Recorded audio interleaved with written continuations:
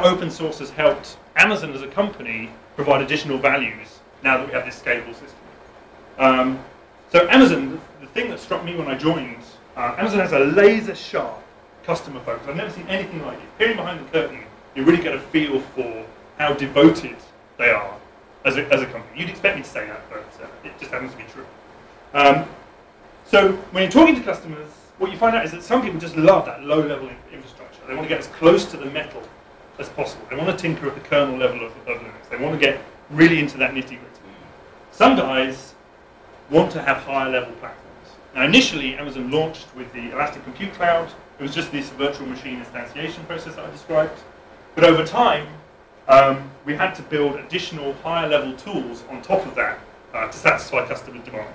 And Amazon did it, but there's no reason that other people can't do it as well.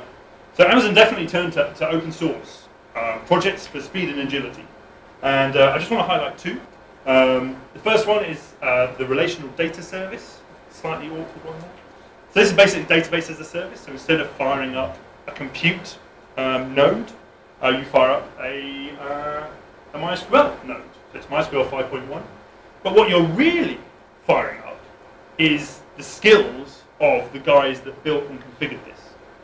So they've taken it, it's a managed service, there's snapshots built into it, there's high availability, multi-availability zone, redundancy and replication built into it. Again, all available via a web service. So you can say, here's my database, my MySQL database, make it replicate across availability zones. It's a simple web service call. As soon as you do that, it's replicated against multiple availability zones. One disappears, the platform will automatically spin up a replacement. If there's a maintenance window, you can enforce that. And as one database goes into maintenance, the other one will swap over as a master, and then they'll swap back again when the maintenance window is closed. So what I'm trying to get across is that you're paying for the skills of domain experts. And this is what Amazon did, and it's what other people can do as well. Beyond that, it's fully configurable. As I say, it's managed. You can take data snapshots. You can scale it up, so that would be an example of providing additional CPUs and additional memory, basically on demand again. Automated replication. The second one is the Elastic MapReduce service. So, as you might expect, this is just Hadoop as a service. Hadoop, fantastic for distributed large-scale data processing.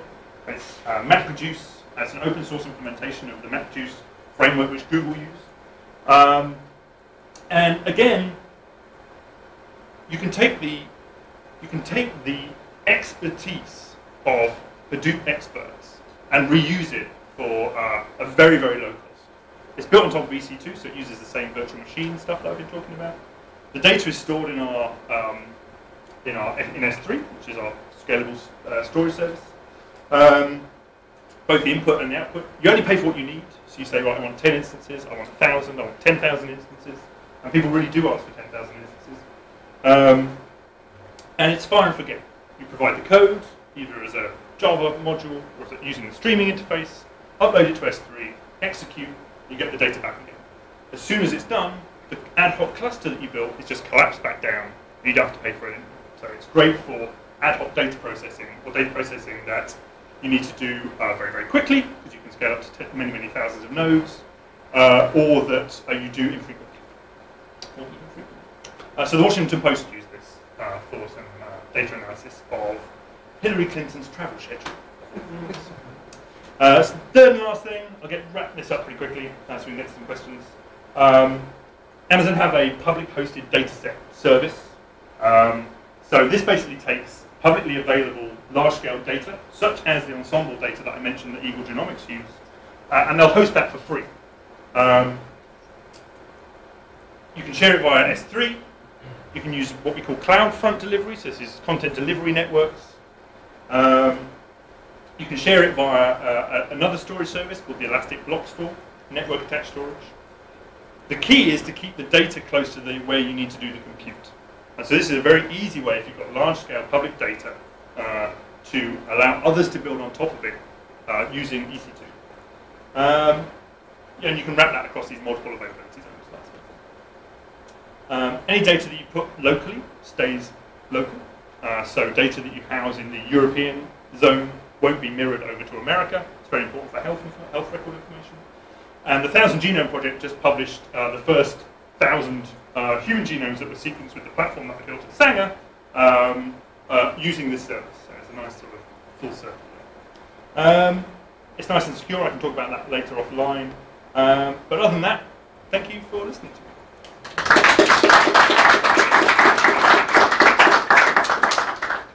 Any questions?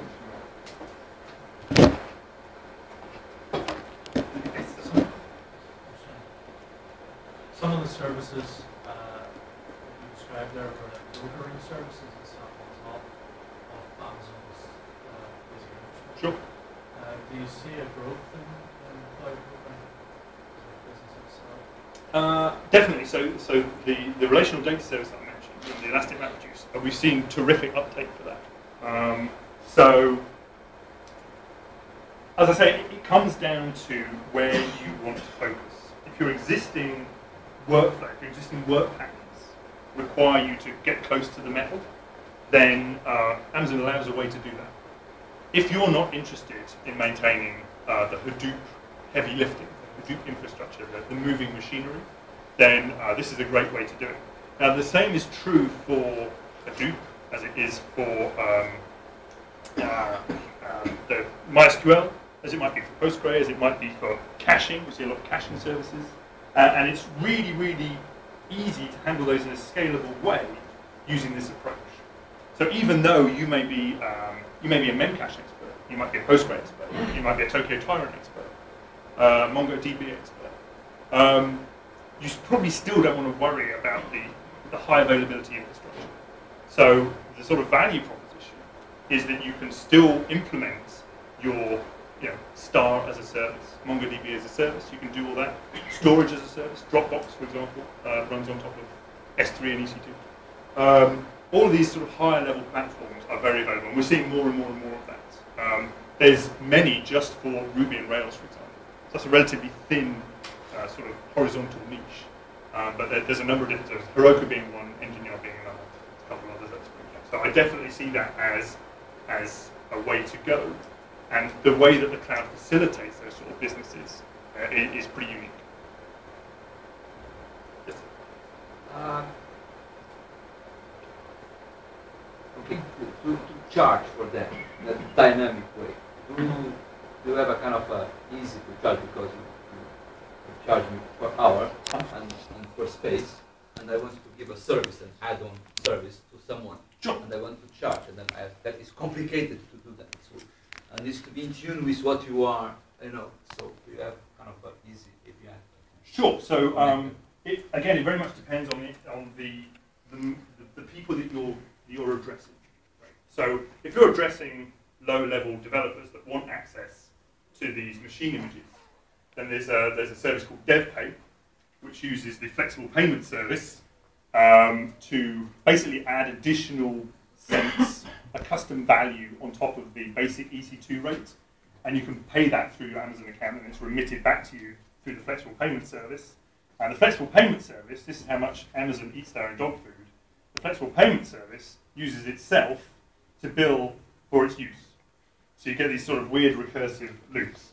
So you can do it that way. Another way to do it, a company called RightScale offers higher level management features. So they have a platform on top of EC2, and they offer easier ways to manage your instances, and they help you scale. They've got consulting.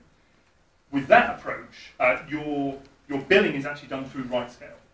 So your contract and your terms and agreements are signed against RightScale, and then RightScale operate and work very closely actually with Amazon Web Services in the background.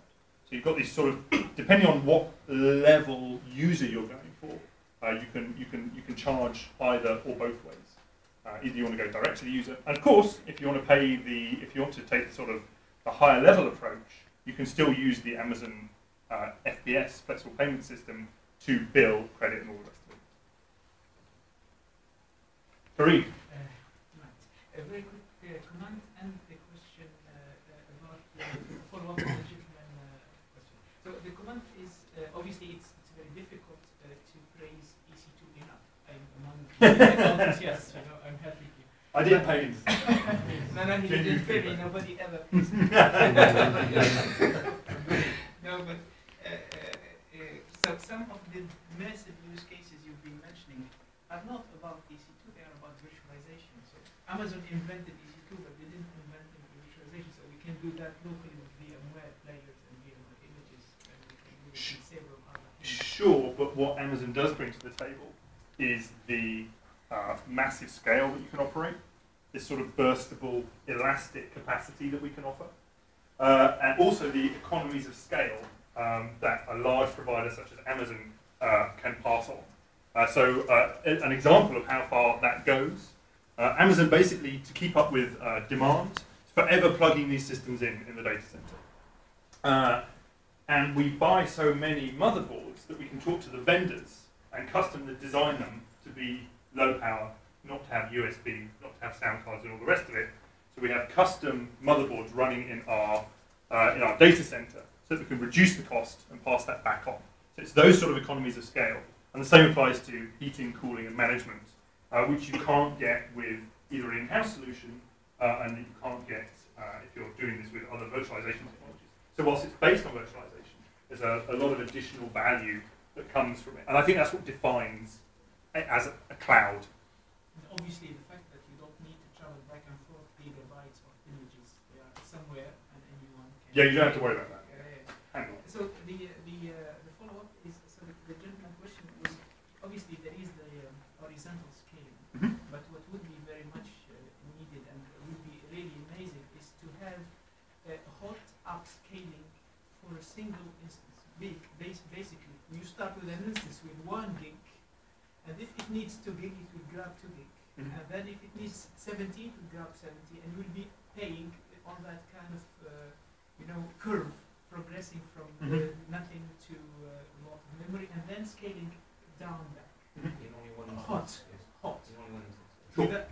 Is that something that is this science fiction, or are we going to see it sometime or in the future on EC2? At a technical, I think it's a good idea, and I've heard this feedback before. And what's great about coming and talking to people like you guys is I can take this information back to the Amazon guys back in Seattle, and I can say what it is that you guys want. So if there's other features, if you've got other concerns, then let me know. I can feed those back. It's technically very difficult to do that. I think it's possible. Doing it at a scale at which Amazon would require, within the operational parameters which Amazon requires, which are extraordinarily high, I think would be challenging. But I wouldn't want to say that it's never going to happen. And it's the more you ask for it, the more likely it is to happen. So just keep that. A couple of questions. Sure. Firstly, you've talked about the API that is used to control these services. Sure. Is that itself the standard? Could Google or someone else decide that they will implement the same API? Yeah, because it's API driven. We've actually seen that a couple of times already. So cloud standards are kind of a difficult thing to define at the moment, in my opinion, because a lot of this technology is so new. We're only just sort of finding the edges of what is possible. So couple that with astonishing amounts of innovation. Stuff that's on the roadmap is incredible, and the stuff that we've delivered in a short time is incredible. So it's very hard to define what we don't really understand very well. That said, because of Amazon's scale and popularity, I'm fast seeing it become a sort of de facto standard. So there's a project called Eucalyptus, which is an open source reimplementation of the Amazon EC2 approach. And there's another one called Open Nebula, which again is an abstraction away from the lower level cloud infrastructure.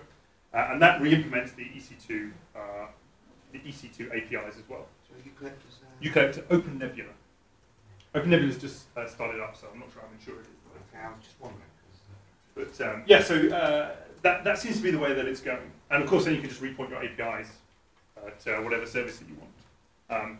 The trouble is that using Eucalyptus, you still have to maintain the data center, control access, you still have to worry about security, you don't get the scale, you don't get the burstable capacity, you don't get the economies of scale and all the rest of it. So if you want it, it's there, but we are not seeing a lot of people ask for it, and we are not seeing a lot of uptake. That's all we have time for. Thank you very much. Thanks, folks.